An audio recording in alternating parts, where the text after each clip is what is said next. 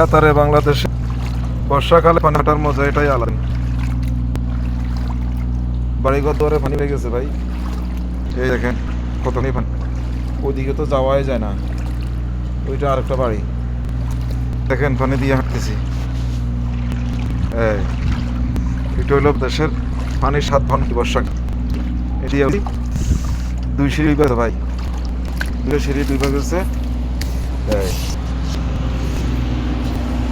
এখানে নিতেছে গাড়ি যাওয়ার সময় পানি কি কয়, এখানে বন্যা বয়ে যাচ্ছে।